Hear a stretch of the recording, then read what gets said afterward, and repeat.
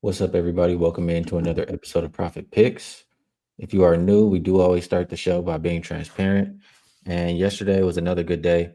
Um, 4-2-1 is how it ended up for me. And I'm not gonna lie, I was really irritated by the push because it's probably the right thing to do, but I chose Lakers -4, -105 versus the 3.5 minus it was -120. So I chose to save a little bit of money and I didn't get to cash my ticket. But I think that's still the right thing to do. Maybe also I could have waited and got a better number at closing. But the two losers were Flag over 6.5 rebounds, which got hooked, eight and over 20.5 points and rebounds. He didn't even play the second half, I don't think.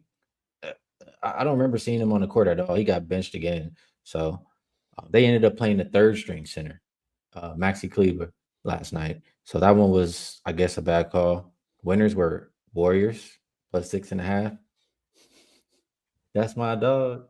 Ingram over 5.5. Magic first half, 5.5 rebounds for Ingram. Magic first half -5.5, and Asar Thompson over 5.5 rebounds. So nice day for me. Vino, good to be back with you. How's everything been on your end? Yesterday was good, Skee. 3-0-1. The 3-0 was in college hoop. The one push was in that same game. And I guess, we were on opposite ends of that VJ Edgecombe play at the end of the game, which basically got me to the team total of 115 where I earned a push. And it basically stole a Lakers cover because they were going to cover that game if he does, Maxi makes a layup, they inbounds the ball, he steals it. I mean, he just stole it and chucked it, and it went down. So that's how that thing ended up there. That's my dog on my end. Wasn't too good, though. Dallas was down 2 with 4 minutes left and lost by 12. Got blown out the last 4 minutes. So I thought Dallas plus 7.5 might get there, but it was not a client play. We were 3-0-1 yesterday. Very, very good day. Casey likes that. There go Casey in the building. That's my dog. Mhm. But I think it was this show, Vino. I think it was this show where I was talking about Steve Kerr. I probably was talking about him more than one time because you just, oh, I don't even want to get into all that. But we talked about it, right? Yes, we did. So yesterday, I'm watching the game, and Golden State was doing everything they needed to do in the first half. The lineups were good, everything was good. Then for some reason in the second half, Steve Kerr gets pod happy. I don't know what happened. And everything goes south. The Warriors are down double digits the next time I blink. Then Pods goes to the bench. They go on like a 25-7 run to go and win the game. Yeah. I mean, yeah, you don't got to be a rocket scientist, man. I don't know why Steve Kerr loves Pods. I have no clue, but I'm happy they got to the window. Yeah, I'm just going to, I don't put a lot of handicapping emphasis into plus minus, but Pods was minus 21, plus minus 21. The closest player on Golden State to minus 21 was Pat Spencer -3. So that's how bad he was. He was 18 points worse than anybody else on the floor last night. He's terrible, man.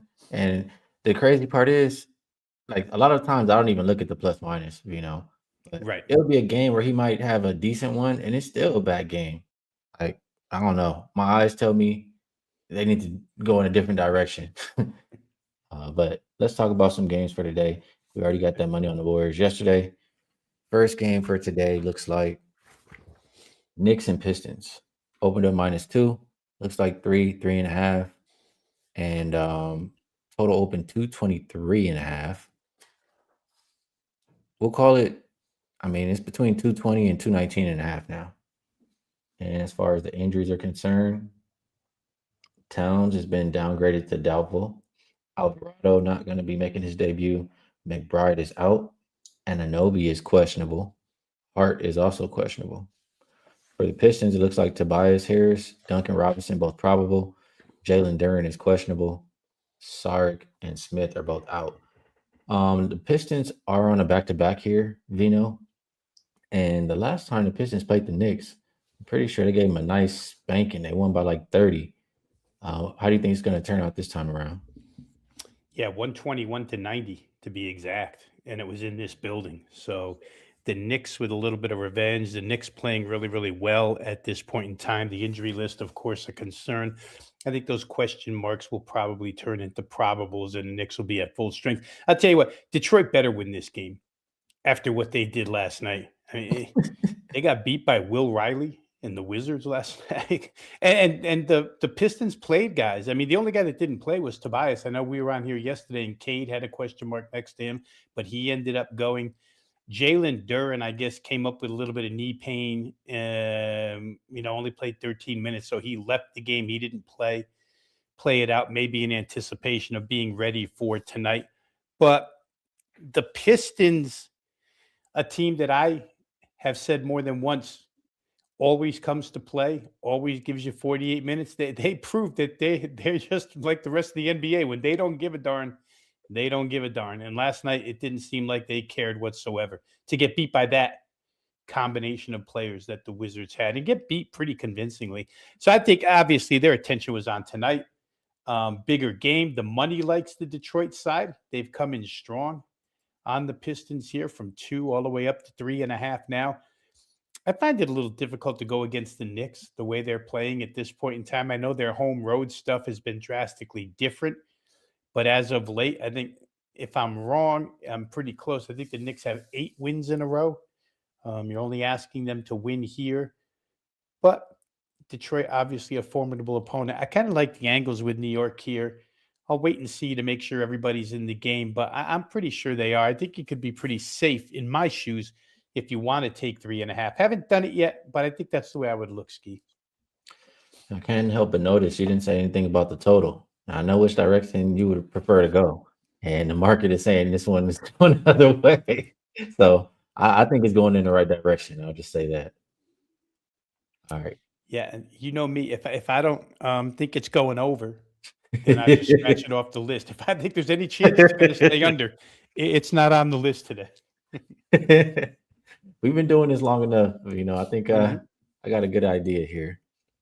Heat and Celtics opened up 6.5, looks like 6.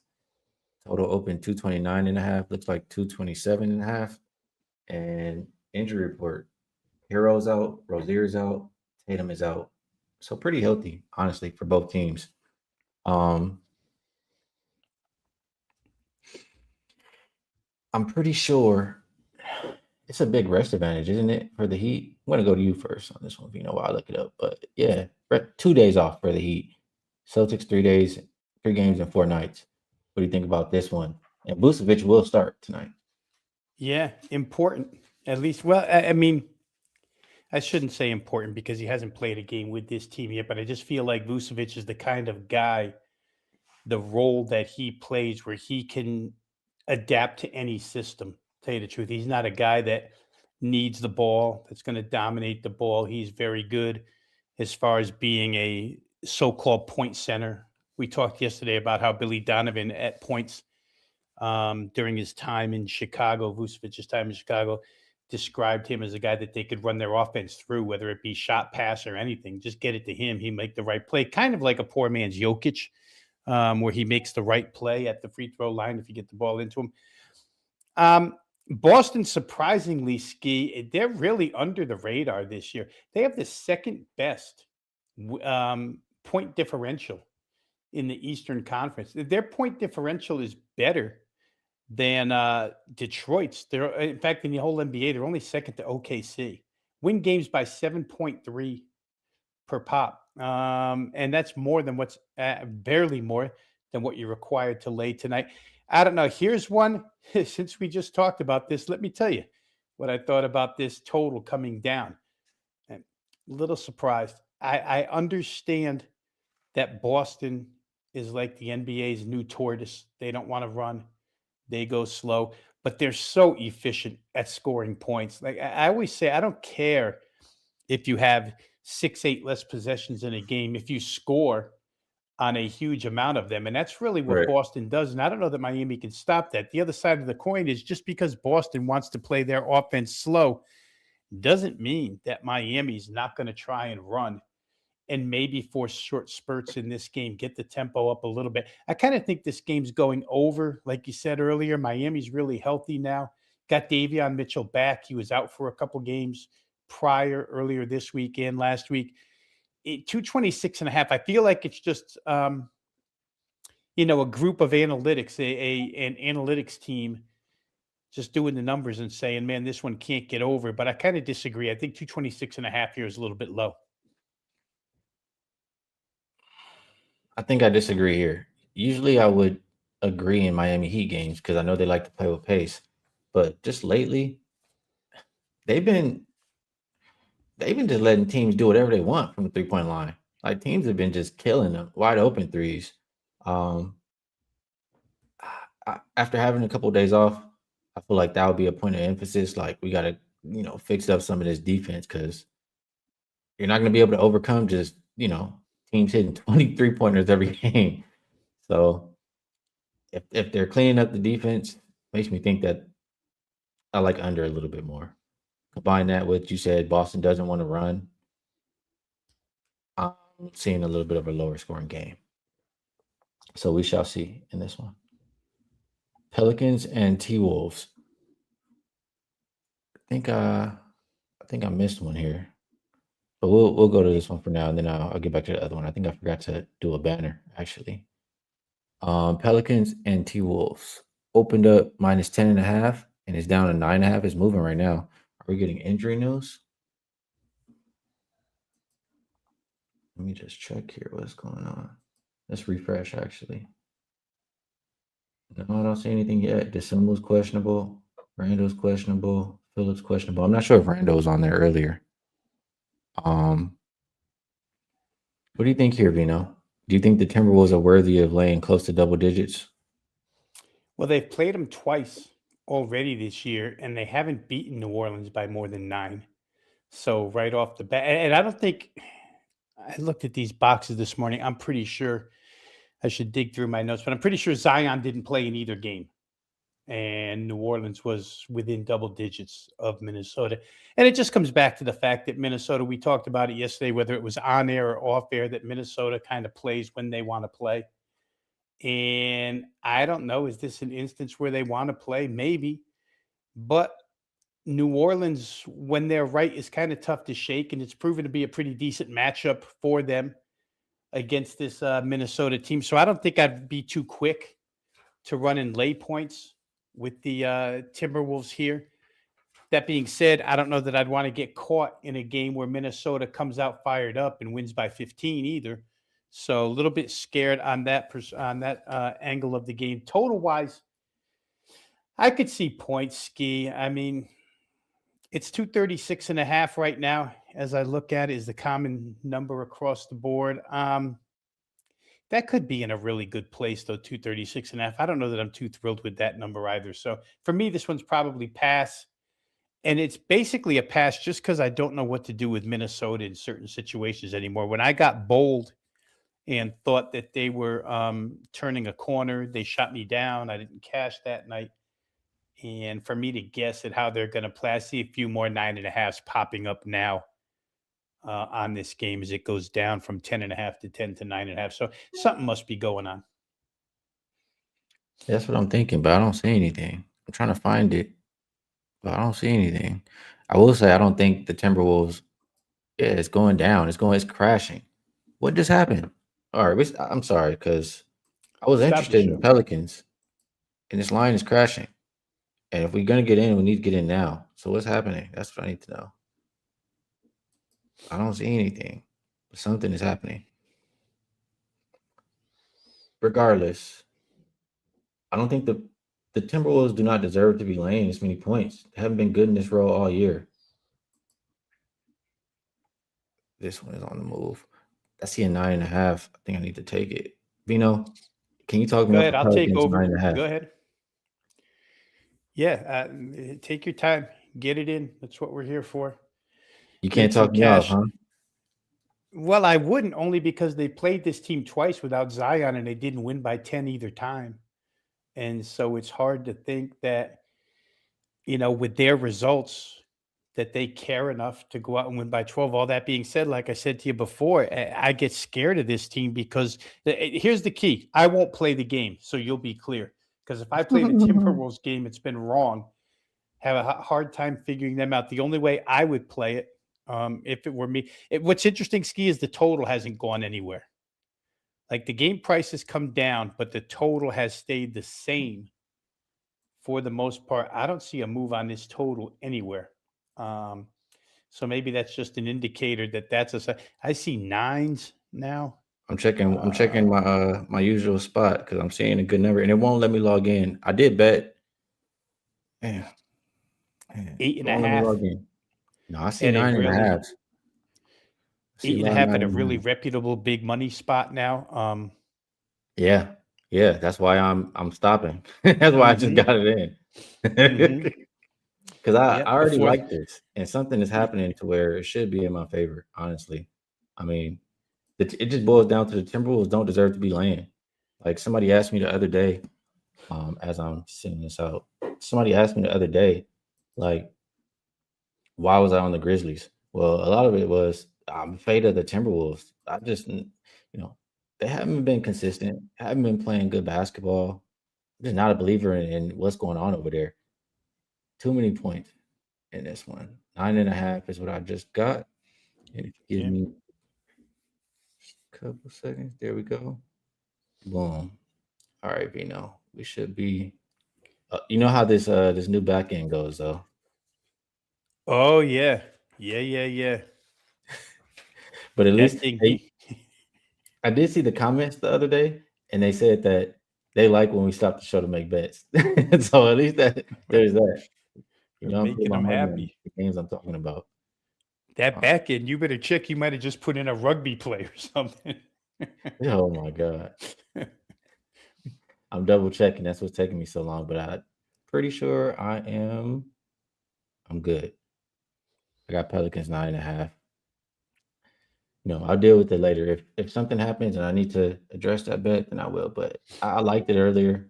I don't see any reason not to bet it. I did just bet it. All right. People in the chat say Wolves or nothing. Man, I don't know, man. Not for me. Not for my money. Grizzlies and Blazers. It did open up -7.5. Looks like 8.5 or 9. Injury report. Denny's questionable. Murray's out. Tybal's out. For the Grizzlies, Pippen is questionable. Aldama, Clark, Edie, Ty Jerome, and John Moran are out. Big difference in this lineup here today. No Ty Jerome. He's been a big part of why they've been playing so well past couple games. Will they still be able to do it without him here? Or is this number Blazers -8.5 for a reason? Yeah, it's interesting because I think Scoot Henderson makes his debut tonight in the Blazers lineup. Been out. And now tonight, I think I read this is going to be his spot to step in and work himself into the lineup. I'd say for me in this game, Memphis-Portland, it would probably be over. But I think the biggest thing, and I tell you all the time, I'm not really a prop player in the NBA. It's not my lane. But how Donovan Clingan doesn't clear his numbers. I know you've been on him before. This is such a small lineup that Memphis puts out on the floor tonight. Like, how does Donovan Clingan not get 14 boards and, score 16 points? I don't know what his points and rebounds total is, but I know I'm going to investigate it once we get done here and see if I can make some money on him because he should be a one-man show underneath against Memphis here tonight. Up and down the floor, for sure. It's the way they both want to play. I know the Memphis guys give pretty good effort. I just think they're so small in this contest that Portland can have their way. They haven't been a good home favorite. We talked about it. Great home dog, not a good home favorite. So who wants to lay 8.5 with them? But just zeroing in on Donovan Clingan, I feel like is a good way to go here. Casey says Clingan, and she says Scott. She might mean Scoot. Yeah, Scoot did have good chemistry. She's saying there. Yeah, that definitely could be a look. I wrote them down on my list. We've held up the show enough today. I'll look at it after. but that is a good call out by you. He should be able to do something or have a good game today. Last game on the slate, Clippers and Kings. We are going to go opener of 3, now 3.5. No move on the total. Garland out, Jackson out, Mathurin out. So all the new additions still not ready to play for the Clippers. For the Kings, Sabonis is questionable. Keegan Murray is out. I mean, I still feel the same way about the Kings. I don't want my money on them. They're gonna have to show me some form of life before I do anything as far as taking the Kings. So for that reason, I'll lean towards the Clippers here, Vino. What do you think? I really wanted to get there with some form of total, whether it be full game total, Kings team total over. Don't like the way the Clippers lineup is constructed here tonight as far as offense is concerned. So I probably would have leaned Kings total over. They've got most of their guys in, and we know they're just a reckless team that's going to come down. And everybody's going to try and get theirs, and maybe they can get theirs tonight against this Clippers lineup while they try to put together the pieces after the trade deadline is over. But it's nothing that Oh, I bet, Skee. Just I'm go ahead. sorry to interrupt. They did say just now it came out Mathurin and Jackson expected to be available today. Now, that makes a difference, at least in name. We don't know how they fit in. Right. But certainly in name and capability, it makes a little bit of a difference. For the Kings, real quick, team total has been sporadic, 4-3 over their last 7. Some games where they're drastically under what they're asked to get tonight. Some where they're well over it. So they're a hard team to figure as well. I didn't play, but like I said, that's the way I looked at first. I looked towards a Kings team total over and potentially a full game over. Simply not because I said earlier, I don't like the way the Clippers offense is constructed for this game, but you can't like the Kings defense in any way, shape, or form. So, just about anybody could get out there and score on them. Yeah, I agree. I agree with that. All right, I think we did a pretty solid job here on the card, Rob Veno. Now it's that time where we do our best, look through the cards, see who might have that shot to actually win outright, but has a good shot to cover. But might just win outright. That's my dog. That's my dog. That's my dog. That's my dog. And anybody got to say anything, you let me know. That's my dog.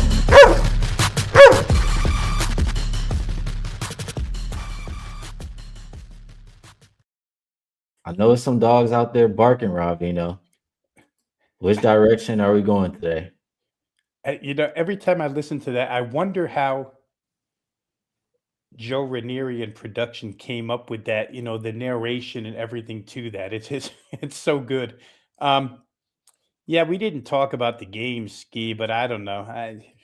I'm probably dead wrong for putting my faith in the slimmest underdog on the board here, but Milwaukee's played really good the last 2 games. I mean, their offensive output has been tremendous, and Indiana just has played so poorly. 3-19, I think, on the road this year. You're asking them to win when they've only won 3 out of 22 times. I don't know that can happen here. Line is shifted. There was Indiana money. They played against the Bucks, but I think the Bucks were played against the last 2 times they took the floor, and they won them both. So, I mean, it's probably some misguided faith here, Skee, but I think it's more of a fade of the Pacers being on the road with odds makers, forcing them to win a ball game, which they haven't done on the road hardly at all. So I'll try Milwaukee plus the 1 at home, win the thing outright. I guess money line would be the way you would bet that to just get you can't even get a couple extra bucks. These bookmakers are 1 point dog. You're not going to get anything extra. So take your 1.5, whatever you can get, play the Bucks. All right, good stuff from Vino. And for me, for my dog today, we're gonna go with, as my guy Jay Money would say, we're gonna turn the heat on today. We're going with Miami. I think they have a chance to win this game. I mean, you can start off and just look at. Well, I'll go back to what we mentioned earlier. We talked about the total, but Miami's been so poor defending the three. They're clearly going to have a defensive emphasis on protecting the three, and that's all Boston wants to do: jack up threes. This is also Boston who has to integrate a new player, right? Starting center Vucevic. It might be take some time for that to get right, and just situationally, the Heat have had 2 days off. Like I said, that gives you time to work on what was going wrong. Last time they played the Celtics, they lost to them. Give them a chance to get some revenge, bounce back from their last game. Meanwhile, the Celtics coming off of a win, in a game they weren't even expected to win. Third game in 4 nights, 4th and 6th, trying to integrate a new player. I think the Heat are the dog for this segment for me today. How can I get back to? Oh no. There we go. All right, Vino. So let's do a little bit of the promo stuff like we usually do. Put this up there: 10 days of all access for the price of 7. Save $69. Good way to get involved with either Vino or myself. And outside of that, Vino, I'm gonna put that best bet up there. If you have one, we'd love to hear it. If you don't, it's all good. And if you have anything else you like to promote, feel free. Real quick, the only thing I'll promote here is for the company itself. Well, let me just say real quick for those interested in the Super Bowl, I do have a 5% best bet up. It's been up for quite a while now. If you're going to play the Super Bowl on Sunday, you can find my 5% blue chip at wt.buzz/RV. And then secondly, I'll say as we turn the calendar to exclusively basketball, college basketball tomorrow morning for those who play college hoop, WagerTalk last call, 11 a.m. to 12 a.m. or 12 p.m. on the East Coast. That makes it 8 to 9 on the West Coast. Go over, and myself and Adam Trigger are on with Kelly Stewart. We spend the last 45 minutes of that show, 11:15 on, discussing all the college games that you guys are requesting. We try to get the most in as we can before tip-off happens at 12 noon, 9 Pacific. So WagerTalk last call tomorrow, Saturday morning. For best bet here, Skee, I kind of hope you're right. I kind of hope Miami does win this game against Boston, because if they do, I think the game gets over. I said it earlier. I thought the line move was wrong, down to 226.5. If Miami wins, it's going to be with points. I don't think it's going to be in some defensive scrum. For the Heat, generally, if I see a Heat game that's lined total-wise beneath like 238, immediately the antennas go up. Why are we under 238? And here we're about 12 points less than that. So asking this game to become, a 115, 112, something like that, if Miami wins, I don't see any problem there. Boston is a good shot-making team, even if Miami does shore up their defense. So, like I said, if Miami wins, I think I'm in even better shape. So I'm going to play Miami-Boston. I already have played Miami-Boston best bet over 226.5. Good stuff from Vino. Yeah, no more promo. I'll just remind everybody that basketball and college basketball keep chugging along. I think I'm at like 55 units for the season combined. And also, I don't know if Rob mentioned, but Rob's been killing it. I saw his name up there on the last 30 days. He's doing some good work too. My best bet for the show. How close were we, Skee? Really quick. We were so close on that list. I looked at it like the number of plays, the wins and losses, the percent. It's like we have the same thing going on. We're sharing, huh? Yeah, we're sharing. Good Well, cohesion here. If that's what's working, I mean, however we gotta do it, let's keep that record going. All right. Best bet for me, I am gonna go with what we just talked about. The Timberwolves just simply don't deserve to lay. That's just what it is. I mean, that's why I stopped the show. That's why I bet it, because as a favorite, I know of more than 7. They are 10-14 ATS. I don't know. I mean, Pelicans have came down to 9.5. They were 10.5 earlier. But, I mean, as a double-digit underdog, Pelicans are 11-5 ATS. This has been the road they've been thriving in all year. It's just too many points in my mind here. So I don't think the 9.5s will stay there. I think that means Randall's probably not going to play. But regardless, like I said, too many points in this one. We'll take the Pelicans plus 9.5 as the best bet for the show.